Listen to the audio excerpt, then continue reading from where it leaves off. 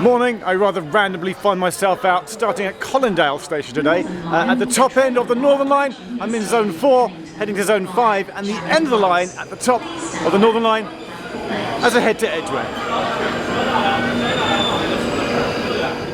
Today's Edgware Underground station opened in 1924, making it 99 years old this year. It was originally part of the Charing Cross, Euston and Hampstead Railway. It was actually Edgware's second station. The first one was later demolished because a planned extension never happened, but more on that later. First, let's look at the existing station as it is now. Welcome to Edgware Station, Zone 5, not Zone 6, top of the Northern Line, coming on platform 3. Odd number of platforms here, 3 platforms, 3, 2 in the middle and 1 over there. The first thing I want to do though is find a roundel, not this roundel, but the one with the special W. The next train to Kennington via Charing Cross. Low winter sun. I found it, yeah, it's here at the end of platform 2.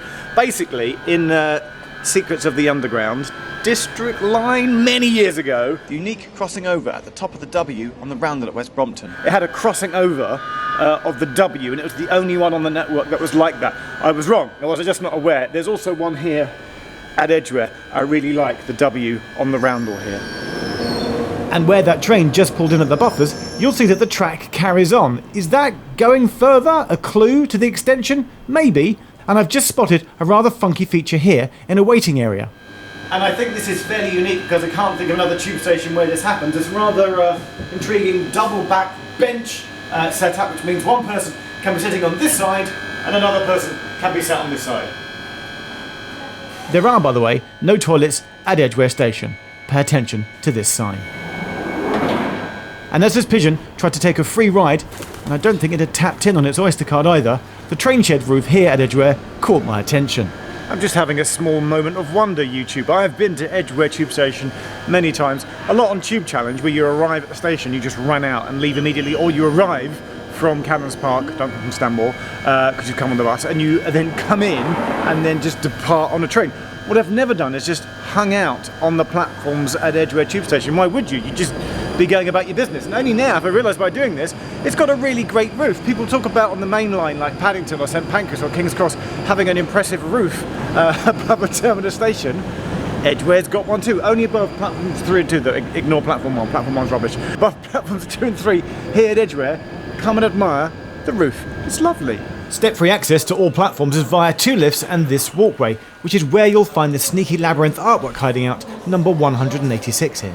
But I then wanted to admire the ticket hall and the station building exterior. Do you want a genuine fun thing? Let's just zoom in. There's a chap over there been chatting to the really nice guy, and he said this thing happens, and I didn't believe him, and it literally just happened. There's a chap that just came up and he was like, where's Edgware Road? And he's like, you've come to the wrong Edgware, haven't you? People genuinely get a little bit confused and they want to go to Edgware Road and they end up looking on a tube map and getting the wrong train and the wrong line, and they come to Edgware and he has to send them back down into London to go to Edgware Road. So that is a thing. People get Edgware and Edgware Road confused. Outside, you should absolutely take a moment to admire the colonnade of columns, and some people think that it's a Leslie Green design, but in fact it was Green's sidekick Stanley Heaped that designed all the stations on the extension up to Edgware. It's lovely to admire, but also really hard to get a clean shot for any prolonged period of time without a vehicle crashing your shot. Like that. And then, I know you're here for the trains, but actually, we can't do Edgware without talking about buses. Now that is a 204 bus that's just pulled away from the legendary bus stop G here at Edgware Tube Station. Yes, it's a tube station, so we're going to talk buses, because one, I don't think there's a car park, unless you count them on the Sainsbury's, but there is a bus station here at Edgware, and the reason why bus stop G here is legendary is that I've been checking on the TFO website. As far as I can tell, this might be the bus stop, YouTube comments, I'm sure you'll tell me if you know better, that is served by most buses. Now, there's a slight twist, as in it's an alighting point only, but I've checked, and as far as I can see, 15 regular numbered bus routes stop here, plus 2 school buses, plus 3 night buses. So this bus stop is served, technically a lighting point only, by 20 bus routes. Is there a bus stop, TfL, in London that is served by more bus routes than that? More than 20? Let me know. Now, when I walked from Mill Hill East to Edgware in my London's Lost Railway series in 2021, I featured all the paths and bridges that used to be where the railway was, but someone left me a nice comment telling me that I'd missed one. Time to go and find it. And the comment that was left basically said that there was a bit that I'd missed around the back of the Sainsbury's car park, because you can still see on Google there's a bridge where the line used to go. So I've come to the back of the Sainsbury's car park. There's a fence approaching, which I think, I don't know if I can get to the bridge or not. Let's find out.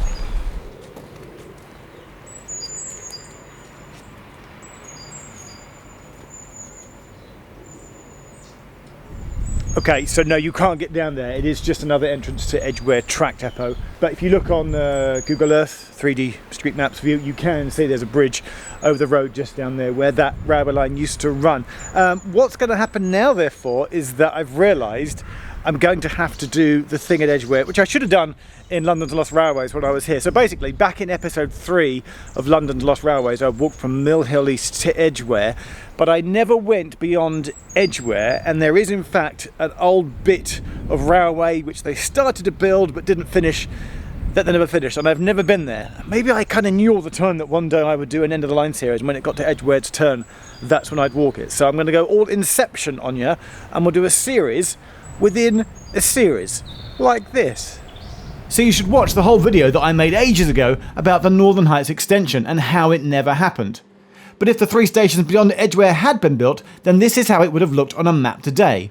And what you can do is then go for a walk along the residential roads where they infilled the space that was left for the railway, and the houses now look completely different to the houses in nearby roads.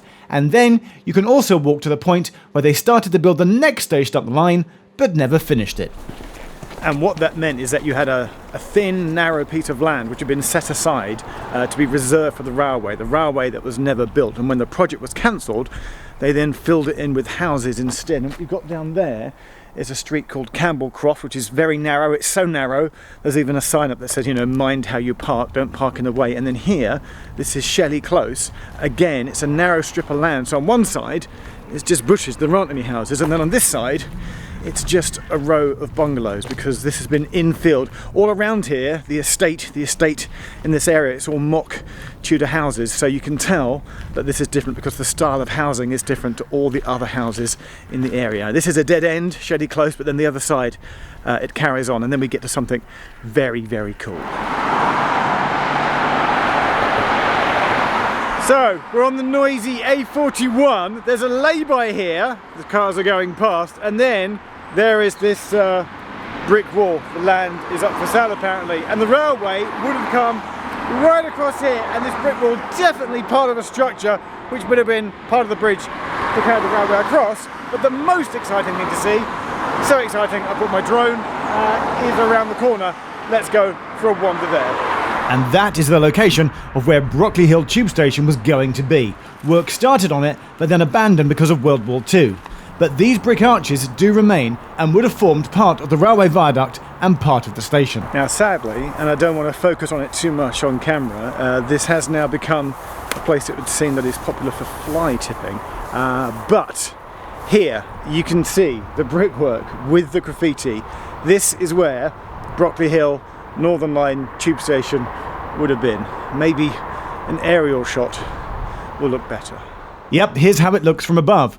There are just 2 brick arches remaining nowadays, but you can also see here from an older photo that there used to be more, as well as this artist's impression of how the station was going to look had it ever been completed. If you want to come and visit this site yourself, you can, and it takes about 20 minutes to walk here from Edgware, but I decided to take the bus back. Here endeth the episode within an episode, no more Lost Railways.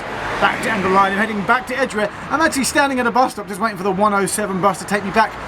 YouTube, I'm going to break the fourth wall a little bit. I'm feeling quite dispirited, genuinely, about all the fly tipping that we saw with it. It's unavoidable to see in the clips and in the footage. I can't help think that we should probably do something about it. If you live in Barnet, maybe you could email or write to the council. Is there something we could do if we get enough people that live in the area or any other borough of London? Maybe get that cleared up, particularly if you live in the London borough of Barnet. I'll put my thoughts in the description and as a comment. Barnet Council, Let's go clean it up. Here comes the bus. And as if we planned it, that brings us back to Edgware Station, back to bus stop G, where we started earlier. So Route 107 is one of those 15 routes that uses what I think is London's most frequented bus stop. I'm going to end my day here. That is end of the line at Edgware. Loads more to go. I think I'll go to Chesham next. Press subscribe. Playlist coming up. Thanks for watching. See you soon. Bye.